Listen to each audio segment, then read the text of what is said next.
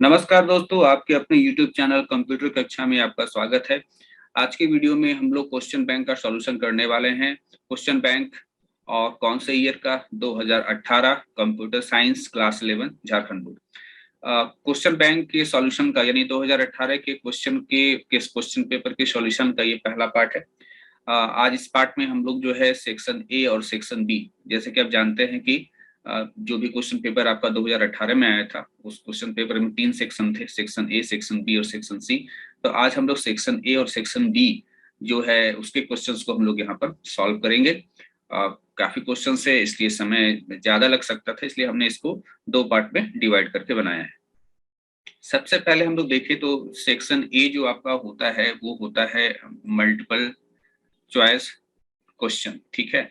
और क्वेश्चन का संख्या कितना? क्वेश्चन का संख्या 15 और हर एक क्वेश्चन कितने अंक का? 1 अंक का। तो ग्रुप ए में हम लोग यहाँ पर सॉल्यूशन करने वाले हैं 15 MCQ। तो सबसे पहला क्वेश्चन क्या है आपका? A computer program that converts assembly language to machine language. यहाँ पर आप गौर करेंगे, असेंबली लैंग्वेज को मशीन लैंग्वेज में कन्वर्ट करना। तो इसका आंसर को पकड़ना बड़ा आसान है। असेंबली लैंग्वेज यहाँ पर बोल रहा है, तो इसका सही आंसर होगा assembler. Next question is the time for which a piece of equipment operates is called. ठीक है, कहता है कि वो टाइम, वो समय जो कि यहाँ पर कह रहा है कि पीस ऑफ इक्विपमेंट्स ऑपरेट्स, किसी काम को करने के लिए लगने वाला समय है ना, किसी काम को करने में लगने वाला समय जो है उसे कौन सा टाइम कहते हैं? तो इसका जो सही आंसर होगा वो होगा हम लोग का सीक टाइम। अभी आपने जो 2 क्वेश्चन देखा वो 2 क्वेश्चंस जो है कॉमन क्वेश्चन है, 1-2 साल रिपीट किया है, ठीक है। यहाँ पर आगे चले question number 3। Any type of storage, storage मतलब स्टोर करने वाला है ना, जहां पर आप स्टोर कर सके। Any type of storage that is used for holding information between steps in its process. यहाँ पर इसका सीधा सा अर्थ सिंपली ये पूछा जा रहा है आपका कि मान लीजिए आपके कंप्यूटर में प्रोसेसिंग का काम चल रहा है, तो उस वक्त है ना, उस वक्त इंफॉर्मेशन को स्टोर करने के लिए कौन सा स्टोरेज का इस्तेमाल होता है? आपके कंप्यूटर में प्रोसेसिंग का काम चल रहा है और उस वक्त इंफॉर्मेशन को, है ना, इंफॉर्मेशन को स्टोर करने के लिए कौन से स्टोरेज का इस्तेमाल होता है? तो इसका जो सही आंसर होगा वो होगा आपका यहाँ पर primary storage. Question number 4, Fortran is a programming language, what does Fortran stands for? Fortran एक प्रोग्रामिंग लैंग्वेज है और फोर्ट्रान का फुल फॉर्म क्या होता है? तो इसका जो सही आंसर होता है वो होता है आपका formula translation. Question number 5, the symbol that is represented using rhombus in flow chart is. ये क्वेश्चन बहुत बार एग्जाम में आया है, 2-3 साल ये एग्जाम में आया है। बेसिकली ये फ्लो चार्ट से संबंधित क्वेश्चन है। क्वेश्चन में ये कह रहा है कि जो रोम्बस आकृति होता है वो किस चीज को रिप्रेजेंट करने के लिए होता है? तो रोम्बस आप लोग जान लीजिए, रोम्बस जो है वो ऐसा होता है ना, इसको हम लोग जो है इस शेप को हम लोग रोम्बस बोलते हैं। तो इसका इस्तेमाल होता है डिसीजन के लिए। क्वेश्चन नंबर 6, ये भी क्वेश्चन बहुत ही कॉमन क्वेश्चन है, बहुत बार पूछा है। In C plus plus every statement ends with. C plus plus में जो स्टेटमेंट होता है वो एंड किस सिंबल से होता है? तो इसका सही आंसर होगा सेमीकोलन। ये क्लास 11 में भी क्वेश्चन पूछा है एमसीक्यू, और क्लास 12 में भी पूछा है।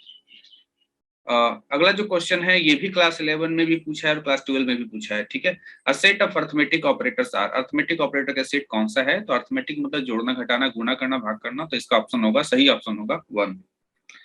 Question number 8, in C plus plus programming strcpy function is used to. ये भी बहुत कॉमन क्वेश्चन है, कई बार एग्जाम में पूछा है, 11 में भी एज वेल एज 12 में भी, कि strcpy फंक्शन का काम किस लिए होता है? strcpy, cpy, इस वर्ड को अगर आप पकड़ लें तो इसका मतलब होता है कॉपी, है ना। इसका मतलब क्या होता है? कॉपी। cpy copy. तो इसका सही आंसर होगा copy to string. Question number 9, in C plus plus programming slash N is used for. ठीक है, स्लैश एन का इस्तेमाल किसके लिए होता है? तो यहाँ पर थोड़ा सा कंफ्यूजन है फॉर्म फीड और लाइन ब्रेक को लेकर के। तो इफेक्ट तो ये लाइन ब्रेक का देता है ना, और फॉर्म फीड का मतलब भी होता है अगला जो है पैराग्राफ में चला जाना, है ना। तो थोड़ा सा ये कंफ्यूजिंग वाला है यहाँ पर। मैं जो जाना चाहूंगा वो जाना चाहूंगा इसके लिए, सेकंड लाइन, सेकंड जो ऑप्शन है इसके लिए, ठीक है। क्योंकि किसी किसी प्रोग्रामिंग लैंग्वेज में फॉर्म फीड का स्लैश एफ होता है, तो सिलेक्ट ऑल तो होता नहीं है, अलार्म तो होता नहीं है, तो यहाँ पर हम लाइन ब्रेक को लेकर के जाएंगे। हालांकि यहाँ पर लाइन ब्रेक की जगह पर न्यू लाइन ऐसा होना चाहिए था, न्यू लाइन ऐसा ऑप्शन होना चाहिए था, लेकिन अब ऑप्शन ऐसा ही दिया हुआ एग्जाम में, तो लाइन ब्रेक है ना, इसी को सही मानकर चलते हैं।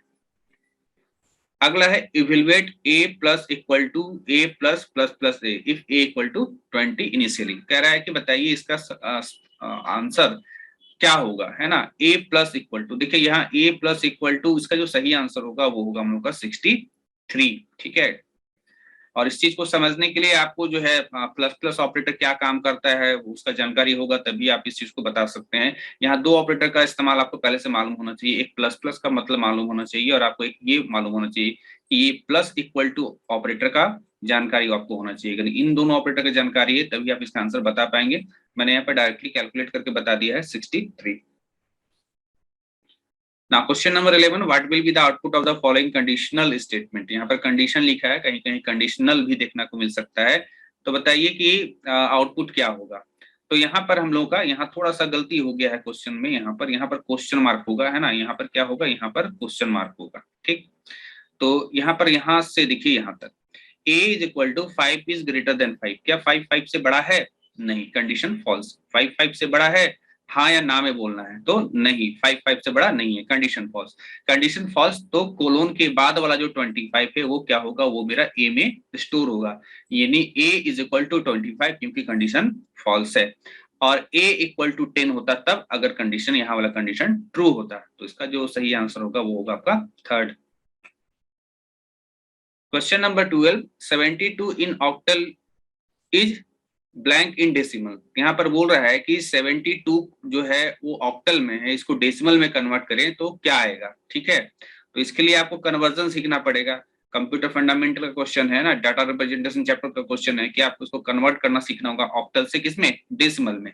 तो ऑक्टल से डेसिमल में कन्वर्ट करने के लिए आपको क्या करना होगा, इसका सोल्यूशन ऐसे होगा, ये आपका 72 है, इसके ऊपर रखिए यहाँ पर 0, इसके ऊपर रखिए 1, 7 इंटू, है ना, 7 इंटू 8 का पावर 1। ठीक है, ये 1 जो है वो 8 का पावर हो जाएगा प्लस। अगला डिजिट है आपका 2 इंटू 8 और इसका पावर 0।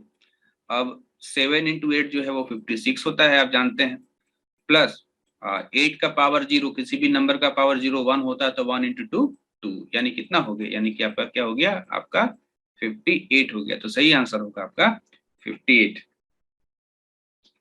क्वेश्चन नंबर 13, यहाँ पर कह रहा है कि AB7 ये हेक्साडेसिमल में है, इसको किस में कन्वर्ट करना है, डेसिमल में कन्वर्ट करना है। तो इसको भी आप कुछ ऐसे ही लेकर के चलते हैं। इसके ऊपर 0 लिखिए, इसके ऊपर 1 लिखिए, इसके ऊपर 2 लिखिए। देखिए A का मतलब 10 होता है और B का मतलब 11 होता है, और ये 7 तो है ही। आप इसको ऐसे करेंगे, 10 इंटू हेक्साडेसिमल है तो गुना 16 होगा, और 16 का पावर 2 होगा। ठीक है, जोड़ अगला जो है वो है B यानी कि 11 गुना 16 का पावर 1। अब देख रहे हो पावर किसको कह रहे हैं, इसको पावर में कहते हैं, ले जाते हैं प्लस। अगला आपका जो है 7 इंटू 16 का पावर 0। इसको कैलकुलेट करेंगे तो आपका आंसर आता है 2743। लेकिन ये 2743 मैंने जिस क्वेश्चन पेपर से क्वेश्चन उठाया वहां पर मुझको ये ऑप्शन नहीं मिला, शायद वो वहां पर मिसप्रिंट था, ठीक है, कि क्या था वो ऑप्शन नहीं मिला। लेकिन कैलकुलेट करके जो आपका सही आंसर आएगा वो 2743 आएगा। ठीक है, क्योंकि ये क्वेश्चन मुझे किसी ने भेजा था, तो मुझको जैसा मिला ऑप्शन, तो ये जो भी ऑप्शन है वो ऑप्शन कोई भी टैली नहीं कर रहा था। इसका सही आंसर होगा 2743। ना question number 14, choose the odd one out. कह रहा है कि इन चार में से कौन ऐसा है जो कि बिल्कुल अलग है ना। इन चारों में से कोई एक ऐसा है जो कि सभी में से अलग है, तो इसका सही आंसर होगा लिंकर। क्यों?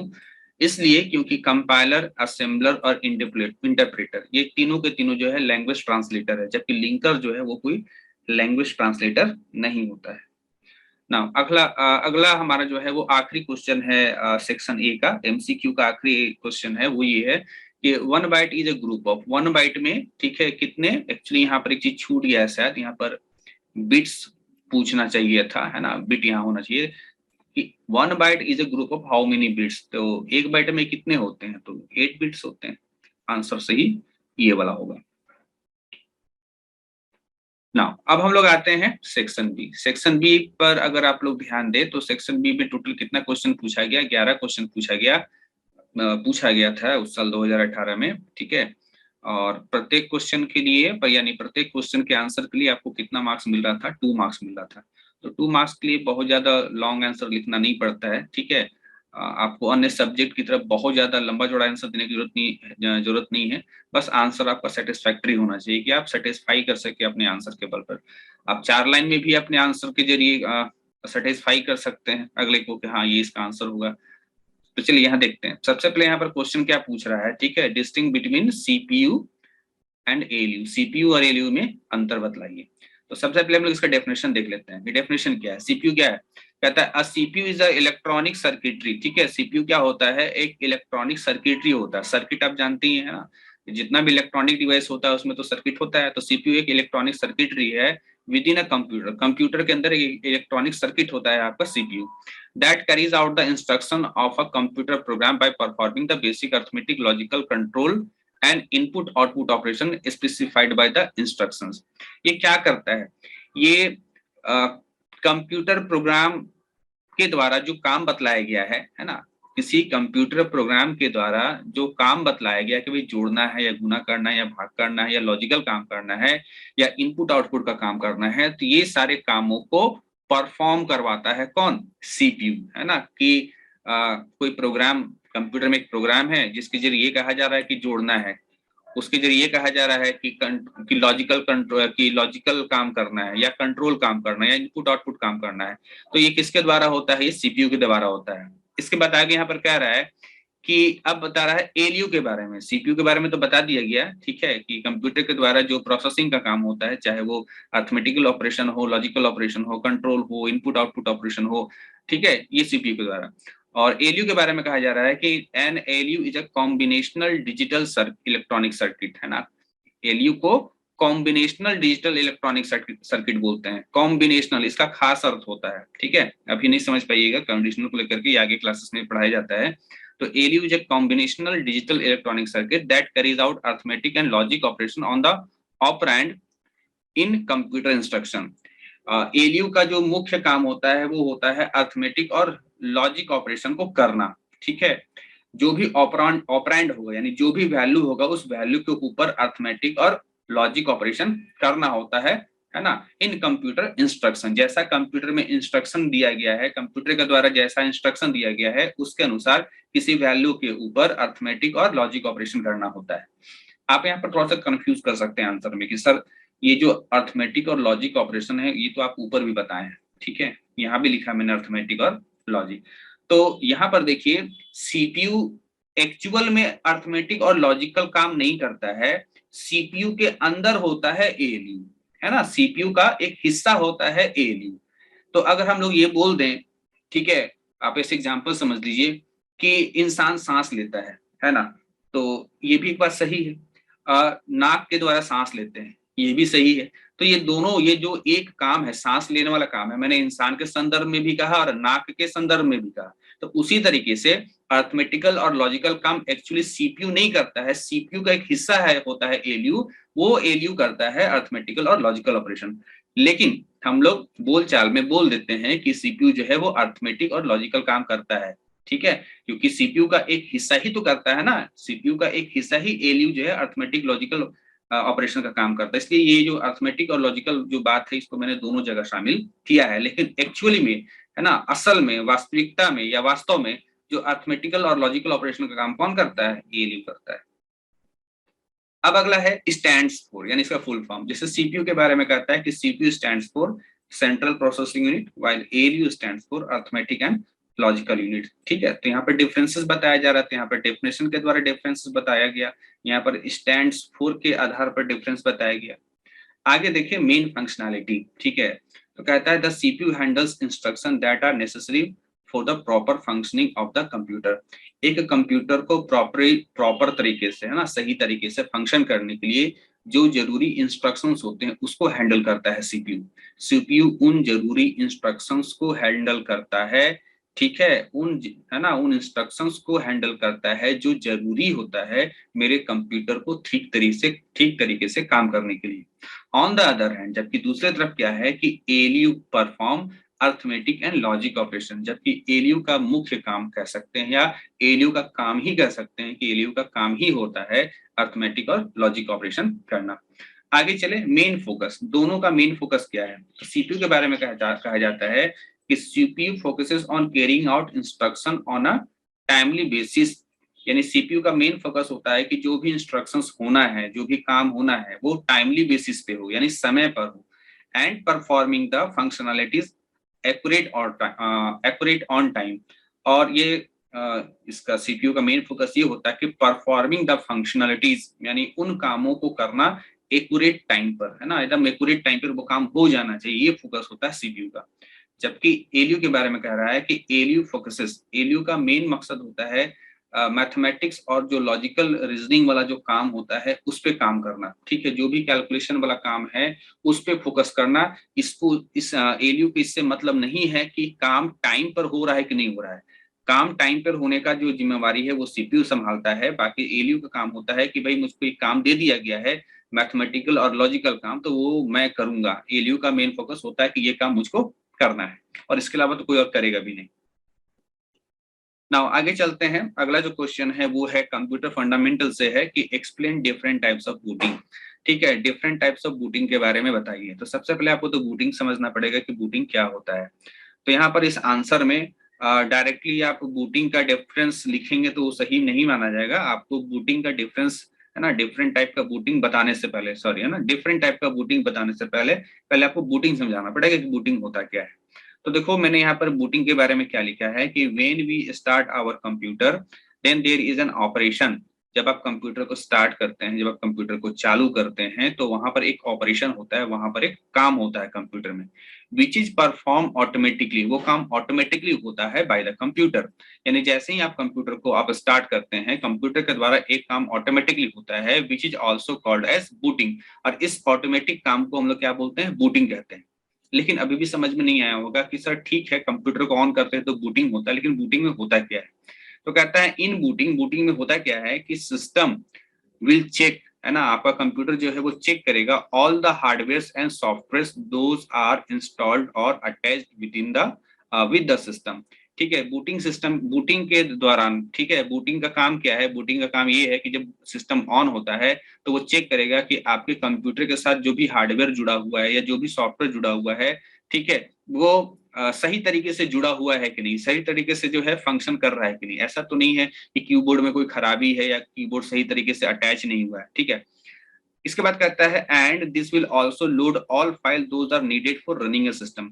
इसके बाद जरूरी फाइलों को मेमोरी में लोड करता है। ठीक है, जरूरी फाइलों को मेमोरी में लोड करता है। कंप्यूटर में जो जरूरी फाइल है, ठीक है, ऑपरेटिंग सिस्टम का फाइल के बारे में बात कर रहे हैं कि जो जरूरी फाइल है उसको लोड करता है फॉर रनिंग अ सिस्टम, ताकि आपका सिस्टम रन कर सके, ताकि आपका सिस्टम काम कर सके। आगे कहता है in the booting process all the files those are stored into the ROM chip, है ना। बूटिंग प्रोसेस के दौरान क्या होता है कि कुछ फाइलें, है ना, कुछ चीजें, मतलब कुछ फाइलें, कुछ इंपॉर्टेंट फाइलें जो है वो स्टोर होती है कहाँ? आपके रोम चिप में। ठीक है, ROM chip will also be loaded for running the system. तो रोम चिप में जो भी फाइल आपका स्टोर रहता है उसको भी लोड किया जाता है, उसको भी लोड किया जाता है ताकि आपका सिस्टम रन करे। In the booting process, the system will read all the information from the files. Booting process में सिस्टम, है ना, बूटिंग प्रोसेस में सिस्टम क्या करता है? बूटिंग प्रोसेस में सिस्टम जो है रीड करता है all the information from the file, file में जितने भी इंफॉर्मेशन उसको रीड करता है। Those are stored in the ROM chip, यानी रोम चिप में जो भी फाइल है उस फाइल में जो भी इंफॉर्मेशन है उन इंफॉर्मेशन को रीड करता है। And ROM chip will read all the instruction those are stored in this file. और ROM chip will read all instruction. ROM chip क्या करेगा? ROM chip will read all instruction. ROM chip उन सारे instructions को read करेगा। Those are stored into this file, जो कि इस फाइल में स्टोर है। इसको फिर से बता रहे हैं, इस लाइन को देख समझ लो आप लोग। इन the booting process system will read, यहाँ पर सिस्टम विल रीड बात कह रहा है, और अगली लाइन में क्या कर रहा है? ROM chip will read. तो सिस्टम क्या रीड करता है? System will read all information from the file those are stored in ROM chip. ROM chip में स्टोर जो फाइल है उसमें जो इंफॉर्मेशन उसको रीड करता है आपका सिस्टम, और रोम चिप क्या रीड करता है, ROM chip will read the instruction, ये इंस्ट्रक्शन रीड करता है, those are stored in this file, file में जो इंस्ट्रक्शन है उसको रीड करता है। यानी सिस्टम इंफॉर्मेशन रीड करता है चिप में जो पड़ा हुआ है, और मतलब फाइल में जो पड़ा हुआ है, और जो आपका रोम चिप है वो फाइल में पड़ा हुआ इंस्ट्रक्शंस को क्या करता है, रीड करता है।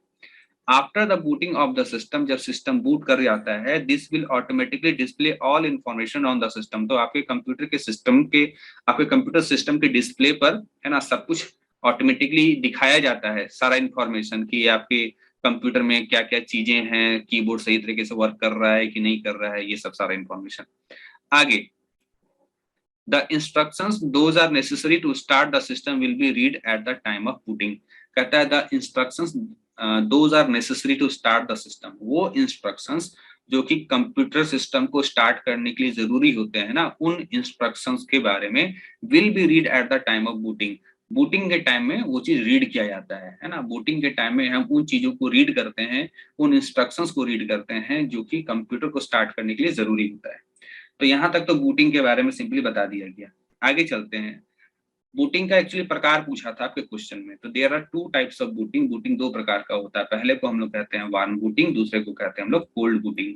वार्म बूटिंग में कहा गया है कि when the system start from the starting और from initial state, means when we start our system, this is called a warm booting. देखो वार्म बूटिंग कब कहते हैं, वार्म बूटिंग का मतलब होता है जब आप सिस्टम को शुरू से स्टार्ट कर रहे हो, यहाँ पर शुरू से स्टार्ट करने का मतलब ये हुआ कि मान लीजिए सिस्टम आपका बंद है, आपका कंप्यूटर सिस्टम बंद है, ठीक है, और उस वक्त आप जो है पावर बटन को ऑन करते हो, कंप्यूटर के सीपीयू का, सीपीयू कैबिनेट का जो पावर बटन है उसको ऑन करते हो, तो ये वार्म बूटिंग कहलाता है। देखिए उसी बात को फिर से आगे यही लिखा हुआ है कि in the warm booting the system will be started from its beginning state, means first of all the user will press the power button, यहाँ पर यूजर जो होगा वो सबसे पहले पावर बटन को प्रेस करेगा, then this will read all the instructions from the ROM, उसके बाद क्या होगा कि रोम में जितने भी इंस्ट्रक्शंस है वो पढ़े जाएंगे, and the operating system will be automatically gets loaded in the system, और फिर आपका जो ऑपरेटिंग सिस्टम है, आपके कंप्यूटर में जो ऑपरेटिंग सिस्टम है, विंडोज 10 या विंडोज 11 है ना, वो ऑटोमेटिकली आपके कंप्यूटर की मेमोरी में क्या होगा, लोड होगा। नेक्स्ट है कोल्ड बूटिंग, कोल्ड बूटिंग किसको कहते हैं, तो कहता है the cold booting is that in which system automatically start when we are running the system. Cold booting का मतलब हो गया कि आपका कंप्यूटर ऑटोमेटिकली स्टार्ट हो जाता है, आप स्टार्ट करने नहीं जाते, आपका कंप्यूटर ऑटोमेटिकली स्टार्ट हो जाता है जब आपका कंप्यूटर चल रहा होता है, ठीक है। अब ये बोलोगे सर जब चल ही रहा है तो फिर कैसे स्टार्ट हो गया, है ना, जब आपका सिस्टम चल ही रहा है तो फिर कैसे स्टार्ट हो गया, ऐसे समझ लो। कभी कभी होता है क्या है ना, for example due to light fluctuation, कभी कभी लाइट फ्लक्चुएट हुआ, कभी कभी ये लाइन अचानक से आया फिर चला गया, the system will automatically restart, तो क्या हो जाता है आपका सिस्टम ऑटोमेटिकली क्या हो जाता है, रीस्टार्ट हो जाता है, बंद हुआ और खुद खुद ही ऑन हो गया, बंद हुआ और खुद ही ऑन हो गया। तो वही कर रहा है कि the system will automatically restart so that in this chances damage of system are more, और जब ये बंद होकर के खुद ही से ही दोबारा स्टार्ट हो गया तो इसमें चांसेस ज्यादा रहता है कि आपका सिस्टम के डैमेज होने का, यानी कोल्ड बूटिंग में आपका सिस्टम डैमेज होने का चांसेस ज्यादा रहता है, ठीक है। Are more and the system will no be start from its initial state, so many some file will be damaged because there are not properly stored in the into the system। यहाँ पर सीधा सा कहना ये कह रहा है कि क्योंकि सिस्टम जो है वो अचानक से बंद हुआ और फिर खुद से स्टार्ट हो गया, तो अचानक से बंद होने से क्या होता है कि हो सकता है आप कुछ फाइल पे काम कर रहे हो, आपने फाइल को सेव नहीं किया हो और अचानक से सिस्टम बंद हो गया। आप तो जानते हो कि किसी फाइल को सेव नहीं करते हैं और अचानक से सिस्टम बंद हो जाता है तो वो फाइल आपका लॉस्ट हो जाता है, तो वो डैमेज ही कहलाएगा, ठीक है। तो यहाँ पर वही कह रहा है कि कोल्ड बूटिंग में क्या हुआ कि अचानक से सिस्टम लाइट फ्लक्चुएशन के कारण, है ना, बिजली के चले जाने से या बिजली आया और चला गया ऐसा कुछ काफी तेजी से, तो सिस्टम आपका रीस्टार्ट हो गया, रीस्टार्ट होने से आपको डैमेज का सामना करना पड़ा। क्या डैमेज का सामना करना पड़ा, कुछ फाइल जो है आपका जो है लॉस्ट हो गया, है ना, खराब हो गया कह सकते हैं, या डिस्ट्रॉय हो गया। तो ये था आपका दो तरह का बूटिंग, वार्म बूटिंग और कोल्ड बूटिंग। देखिए हो सकता है बहुत सारे स्टूडेंट को कुछ चीजें बात समझ में ना आ रही हो, तो इसका कारण ये है कि कंप्यूटर के ऐसा पेपर है जिसमें आपको जो है एकदम चैप्टर 1 से पढ़ना पड़ता है, ठीक है। अब मान लीजिए ये टॉपिक जो है चैप्टर 3 का है या टॉपिक नंबर 6 का है, ऐसे मान लीजिए, तो जब तक आपने टॉपिक 1 से लेकर 5 तक को अच्छे से नहीं समझा है तो टॉपिक 6 बिल्कुल समझ में नहीं आएगा। तो वैसे स्टूडेंट को यहाँ पर समझने में दिक्कत हो सकता है जिन्होंने शुरू से कुछ नहीं पढ़ा है और अचानक से सीधे इस क्वेश्चंस को फेस कर रहे हैं, तो थोड़ा सा जो है उनको समझने में दिक्कत हो सकता है, क्योंकि यहाँ पर बहुत सारा टेक्निकल वर्ड का इस्तेमाल हुआ है और वो टेक्निकल वर्ड को पहले से आपको समझना रहता है, वो जानकारी आपको पहले से रहता है, तब आप आंसर को अच्छे तरीके से समझ पाते हैं। अगला क्वेश्चन है what do you understand by flow chart. ये इंपॉर्टेंट क्वेश्चन है, फ्लो चार्ट का मतलब क्या होता है। तो यहाँ पर कह रहा है कि a flow chart is a pictorial representation. ये क्वेश्चन शायद 2018 का तो है ही, शायद ये 2017 में भी ये क्वेश्चन था, है ना, कि a flow chart is a pictorial representation of, है ना, फ्लो चार्ट जो होता है वो पिक्चर के माध्यम से रिप्रेजेंट करने का तरीका होता है। क्या, तो बोलता है स्टेप बाय स्टेप सॉल्यूशन, ठीक है, ऑफ अ प्रॉब्लम। किसी प्रॉब्लम का स्टेप बाय स्टेप सॉल्यूशन को पिक्चर के माध्यम से दिखाना फ्लो चार्ट कहलाता है। ध्यान से सुन लेना, किसी प्रॉब्लम का सॉल्यूशन को स्टेप बाय स्टेप, है ना, स्टेप बाय स्टेप सॉल्यूशन दिखाना पिक्चर के माध्यम से किसी प्रॉब्लम का, उसको हम लोग क्या बोलते हैं, फ्लो चार्ट बोलते हैं। यहाँ पर कह रहा है various flow chart symbols carry different messages. जब हम लोग फ्लो चार्ट बनाते हैं तो तरह तरह का सिंबल्स का इस्तेमाल करते हैं और अलग अलग सिंबल का अलग अलग मीनिंग होता है, ठीक है, और इनका अपना अलग अलग पर्पस होता है यूज करने का। उसी बात को यहाँ पर इंग्लिश में लिखा हुआ कि various flow chart symbols carry different message and are used for different purpose. अलग अलग सिंबल होता है, उसका अलग अलग मतलब होता है और वो अलग अलग पर्पस के लिए इस्तेमाल किए जाते हैं। This symbols are as follows. देखिए सिंबल क्या, पहला ये जो है आप थोड़ा ओवल टाइप का देख रहे हैं, कभी कभी ये सिंबल ऐसे भी देखने को मिलता है, ऐसे, ठीक, ये स्टार्ट या एंड को रिप्रेजेंट करता है, ठीक है, यहाँ पर लिखा है an oval represent a start और एंड पॉइंट। फिर ये मेरा क्या है, एरो है, ठीक है, a line is a connector that shows relationship between the representative shape, यानी दो शेप के बीच रिलेशनशिप बताने के लिए एरो का इस्तेमाल होता है। अगला ये पैरेललोग्राम है और इसका इस्तेमाल किया जाता है इनपुट और आउटपुट के लिए। अगला जो है ये मेरा जो है रेक्टेंगल है, ये प्रोसेस के लिए इस्तेमाल होता है ये सिंबल। अगला हमारा जो है डायमंड है, इसको हम लोग रोम्बस भी बोलते हैं, इसका इस्तेमाल होता है किसके लिए, डिसीजन के लिए। नाउ नेक्स्ट क्वेश्चन है what are keywords different from identifiers. Keywords और आइडेंटिफायर्स में क्या डिफरेंस है, तो अब किस आधार पर आप जो है कंपेयर करना चाहते हैं, तो बेसिक डिफरेंस क्या है वो देख लीजिए। कीवर्ड के बारे में कहा जाता है कि keyword are the reserve word for a language, किसी लैंग्वेज का रिजर्व वर्ड होता है कीवर्ड। आइडेंटिफायर के बारे में कहा जाता है कि identifier are the user defined name of variable function and labels, ठीक है, यूजर के द्वारा दिया गया नाम, है ना, चाहे वो वेरिएबल का नाम हो, चाहे फंक्शन का नाम हो, चाहे लेवल का नाम हो, उसको हम लोग आइडेंटिफायर बोलते हैं। अच्छा, यूज के आधार पर अंतर बताइए, तो यूज के आधार पर क्या है कि स्पेसिफाई द टाइप या काइंड ऑफ एंटिटी, यानी जो है कीवर्ड के जरिए, है ना, हम किसी टाइप के बारे में बताते हैं कि ये किसी चीज के बारे में कि ये इस टाइप का है, इसके लिए कीवर्ड का इस्तेमाल किया जाता है। यहाँ पर होता है identify the name of particular entity, और आइडेंटिफायर के जरिए आप नेम को बतलाना चाहते हैं, यहाँ पर किसी एंटिटी का टाइप को बताना चाहते हैं, यहाँ पर किसी एंटिटी, एंटिटी का मतलब चीज है ना, चीज ऐसा समझिए, किसी चीज का टाइप को समझाने के लिए कीवर्ड का इस्तेमाल और किसी चीज का नाम को दर्शाने के लिए आइडेंटिफायर का इस्तेमाल किया जाता है। फॉर्मेट के बारे में कह रहा है कि कंसीडर ओनली लेटर्स, यानी कीवर्ड में आप केवल लेटर इस्तेमाल कर सकते हैं, यानी अल्फाबेट इस्तेमाल कर सकते हैं, जबकि आइडेंटिफायर में कहता है कि आप लेटर भी इस्तेमाल कर सकते हैं, नाम को लिखने के लिए अंडरस्कोर भी इस्तेमाल कर सकते हैं और डिजिट भी इस्तेमाल कर सकते हैं। केस, है ना, लोअर केस अपर केस, तो यूज ओनली लोअर केस, यानी कि कीवर्ड जो होगा, यानी जो स्पेशल वर्ड होगा उसको हमेशा आपके लोअर केस में यानी कि स्मॉल लेटर में लिख सकते हैं, जबकि आइडेंटिफायर के बारे में कहा गया है कि आप लोअर केस में भी लिख सकते हो, अपर केस में भी लिख सकते हो, बोथ आर अलाउड, दोनों अलाउड है। सिंबल के आधार पर अंतर क्या है, तो बोलता है no special symbol punctuation is used, यानी कीवर्ड्स में कोई स्पेशल सिंबल का इस्तेमाल नहीं होता है, जबकि आइडेंटिफायर के बारे में कहा गया है कि नो पंक्चुएशन और special symbol except underscore is used, इसमें भी कोई स्पेशल सिंबल का इस्तेमाल नहीं कर सकते हैं, लेकिन अंडरस्कोर का इस्तेमाल कर सकते हैं, लेकिन यहाँ पर आप अंडरस्कोर का भी इस्तेमाल नहीं कर सकते हैं। एग्जाम्पल क्या है, तो int char if, while, do, class, ये सब जो है कीवर्ड के एग्जांपल है। इसके अलावा आप अपनी मर्जी से जो नाम देते हो, जैसे EST लिख दिया अपनी मर्जी से, count1 लिख दिया, हाई अंडरस्कोर स्पीड लिख दिया, ये सभी क्या है, ये सभी आइडेंटिफायर का एग्जांपल है। नाउ अगला क्वेश्चन है what are token in C++, how many types of token are allowed in C++। बहुत सिंपल सा क्वेश्चन है, टोकन क्या होता है, ये कितने प्रकार के होते हैं C++ में, ये बताना है।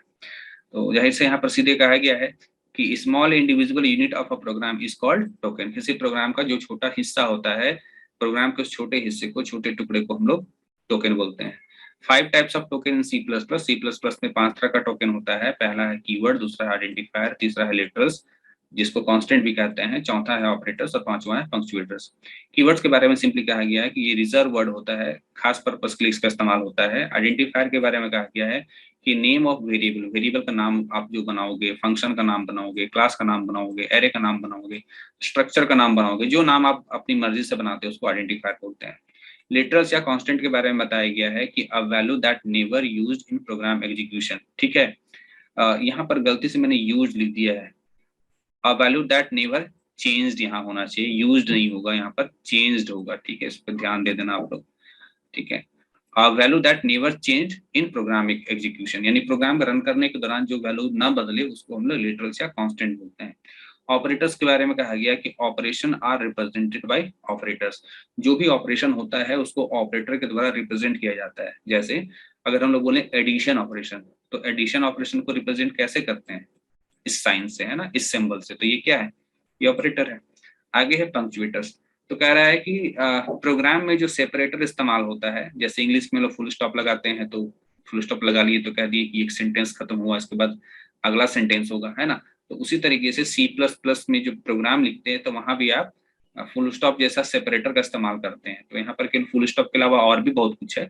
तो ये जो आप सेपरेटर इस्तेमाल करते हैं उसको हम लोग क्या करते हैं, पंक्चुएटर्स करते हैं। ठीक है, आगे चलते हैं। Question number 7, differentiate between get ch और गेट che फंक्शन। ये दोनों फंक्शन में क्या डिफरेंस है ये आपको बताना है। ठीक है, ये सवाल भी रिपीट हुआ है 2017 में भी, शायद ये सवाल था, है ना, ये सवाल 2017 में भी पूछा था। तो get ch and get che both are non standard function present in conio.h header file. ये दोनों जो है, इन दोनों को नॉन स्टैंडर्ड फंक्शन कहा गया है। ये दोनों फंक्शन कहाँ पाया जाता है, कौन से हेडर फाइल के अंदर पाया जाता है, conio.h हेडर फाइल के अंदर पाया जाता है। गेट ch को पहले समझ ले। तो गेट ch क्या करता है, तो हालांकि गेट ch अगर आप लोग इस्तेमाल करते हैं प्रोग्राम में तो वहां पर जो उसका यूज है वो आपको उतना क्लियर नहीं होगा कि वो आखिर कर क्या रहा है, लेकिन यहाँ डेफिनेशन से समझ लीजिए कि करता क्या है actually. The get ch function reads a single character from keyboard. ये कीबोर्ड से एक सिंगल कैरेक्टर आपसे लेगा। जैसे सीन के माध्यम से आप कोई डेटा ले लेते थे, कोई भी डेटा ले लेते थे, लेकिन यहाँ पर गेट ch फंक्शन क्या करता है, ये कोई भी डेटा नहीं लेगा, ये कीबोर्ड से एक सिंगल कैरेक्टर लेगा, है ना, सिंगल कैरेक्टर। इसके बारे में कहता है it does not uses any buffer, ये कोई बफर इस्तेमाल नहीं करता है, यानी टेम्पोररी जो मेमोरी होता है उसका इस्तेमाल नहीं करता है। So inter data is not displayed on the output screen, इसलिए जो डाटा आप इनपुट करते हैं वो आपको स्क्रीन पर नजर नहीं आता है। आगे कह रहा है the get ch function reads a single character from keyboard. Get ch function ये भी सिंगल कैरेक्टर लेता है कीबोर्ड से, but data is displayed on the output screen, लेकिन जो डेटा है वो आपको आउटपुट स्क्रीन पर नजर आएगा। Press Alt + F5 to see the entered character. अगर आपने कोई कैरेक्टर को एंटर किया है उसको देखना चाहते हैं तो आप Alt + F5 आपको करना पड़ेगा। नाउ आगे आते हैं question number 8, explain fundamental data types and there purpose in C++। बहुत ही आसान क्वेश्चन है, ठीक है, और ये C++ का मुश्किल से लगता है सेकंड चैप्टर से ये सवाल है। फंडामेंटल को हम लोग एटोमेटिक डेटा टाइप भी बोलते हैं, ठीक है, फंडामेंटल को हम लोग एटॉमिक डेटा टाइप भी बोलते हैं। तो fundamental data type are those that are not composed of other data type. Fundamental data type वो डेटा टाइप होता है जो किसी अन्य डेटा टाइप से मिलकर के नहीं बना होता है। यहाँ पर कह रहा है फंडामेंटल डेटा टाइप क्या क्या है, तो यहाँ पर कह रहा है कि int data type is fundamental data type, इस्तेमाल किया जाता है इंटीजर के लिए। कैर डेटा टाइप इस्तेमाल किया जाता है कैरेक्टर के लिए। फ्लोट डेटा टाइप इस्तेमाल किया जाता है फ्लोटिंग पॉइंट नंबर के लिए। डबल डेटा टाइप इस्तेमाल किया जाता है double precision floating point number के लिए। और इसके बारे में बताया जा रहा है कि डबल का फ्लोट से क्या डिफरेंस है, कि it occupies twice as much memory as type float. Float जितना जगह लेता है उससे ज्यादा, उससे दुगना जगह लेता है आपका double data type. And stores floating point number with much larger range and precision. और ये फ्लोटिंग फ्लोट जो होता है ना, उससे जो है ज्यादा इसका रेंज होता है ना। डबल का जो रेंज होता है वो फ्लोट डेटा टाइप से ज्यादा होता है, रेंज के मामले में भी और प्रिसिशन के मामले में भी। The type double is larger and slower then type float. ये जो डबल डेटा टाइप होता है ये बड़ा तो होता है लेकिन स्लोअर होता है फ्लोट की तुलना में। आगे हम लोग का वॉइड डेटा टाइप, इसके बारे में कहा गया है use for empty set of value. इसका इस्तेमाल इम्पिटी सेट ऑफ वैल्यू के लिए होता है एंड नॉन रिटर्निंग फंक्शन और नॉन रिटर्निंग फंक्शन के लिए होता है। तो वॉइड का इस्तेमाल जो है आप तब समझ पाएंगे जब आप फंक्शन टॉपिक पढ़ेंगे। अगला जो है क्वेश्चन है what will be the result of following expression when a equal to 4, b equal to 6 and c equal to 8। कह रहा है कि यहाँ दो एक्सप्रेशन दिया हुआ है, इसका आउटपुट बताना है कि a का वैल्यू जो है 4 है, b का वैल्यू 6 और c का वैल्यू 8 है। तो बताइए इसका आंसर क्या होगा। तो इसका अगर सॉल्यूशन अगर हम लोग करने जाए तो इसका सॉल्यूशन आएगा 6। कैसे आ सकता है, देखिए प्लस प्लस ए लिखा है तो प्लस प्लस यानी a का वैल्यू बढ़ा लो, तो a का वैल्यू बढ़ करके 4 से कितना हो गया, 5 हो गया प्लस। इसके बाद बोल रहा है c mod plus plus b, तो c का मतलब हो गया क्या, c का मतलब हो गया 8, ठीक। और plus plus b, plus plus पहले लगा है तो b का वैल्यू को पहले बढ़ा लो, यानी कि कितना हो गया, b का वैल्यू बढ़ करके मेरा हो गया 6 से 7। अब कह रहा 8 मोड 7, यानी 8 को 7 से भाग दो, शेषफल कितना होगा, 1 होगा, है ना। तो 5 जोड़ 1 कितना हो गया, 6 हो गया। तो आंसर क्या हुआ, 6 हो गया। अब इस पे आते हैं, यहाँ पर क्या बोलता है कि a प्लस, तो a का वैल्यू जो है वो इनिशियल वैल्यू ये भी लेंगे, पुराना वैल्यू लेंगे 4 प्लस, फिर बोलता है प्लस प्लस b का वैल्यू को बढ़ा लीजिए, b का वैल्यू बढ़ा करके 6 से क्या कर लीजिए, 7 कर दीजिए, फिर आप कर दीजिए गुना 2, और उसके बाद क्या है आपका c है, तो c का वैल्यू क्या है, c का वैल्यू आपका यहाँ पर 8 है। अब देखिए कैसे कैसे काम हो रहा है, यहाँ पर 4 जोड़ 7 गुना 2, यहाँ पर 14 हो गया, यहाँ पर हो गया हम लोग का 8, ठीक है। उसके बाद आप यहाँ पर आते हैं, यहाँ पर हो गया 14 और 4 18 हो गया, 18 में से 8 चला गया तो कितना बचा आपका, 10 बचा, है ना।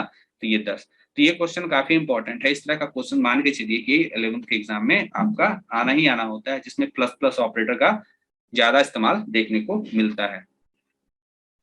नेक्स्ट क्वेश्चन है differentiate between break and continue statement. Break और कंटिन्यू स्टेटमेंट में ब्रेक और कंटिन्यू स्टेटमेंट में आपको जो है डिफरेंस बताना है। ये थोड़ा आंसर गलत हो गया है, इसको आपको मैं बाद में बता दूंगा। यहाँ एक्चुअली मैंने एग्जिट फंक्शन के बारे में लिख दिया।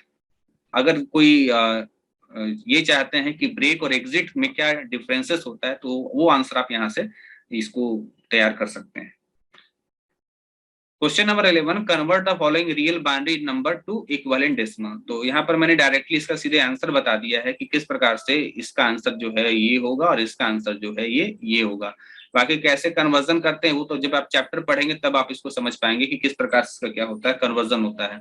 नाउ नेक्स्ट है क्वेश्चन नंबर 12। इसमें क्या कह रहा है, यहाँ पर कह रहा है कि रियल डेसिमल नंबर, ठीक है, रियल डेसिमल नंबर, ये रियल डेसिमल नंबर है, इसको किसमें कन्वर्ट करना है, बाइनरी में कन्वर्ट करना। तो यहाँ पर मैंने बाइनरी में कन्वर्ट किया है, और इसका भी कन्वर्जन कैसे होता है, लॉन्ग प्रोसेस है, ठीक है। इसके लिए जो है आपको चैप्टर पढ़ना पड़ेगा, डाटा रिप्रेजेंटेशन, वहां पर आप इसको सीख पाएंगे। तो ये हमारा जो है हम लोगों का पार्ट 1 है ना, 2018 का क्वेश्चन पेपर का पार्ट 1 हम लोगों का यहाँ पर कंप्लीट हुआ। अगर किसी प्रकार का कोई प्रॉब्लम हुआ तो कमेंट करके आप लोग जरूर बताएंगे। मिलते हैं हम लोग नेक्स्ट वीडियो लेक्चर में, जिसमें हम लोग इसका 2018 के क्वेश्चन पेपर के सॉल्यूशन का पार्ट 2 देखेंगे। Thank you.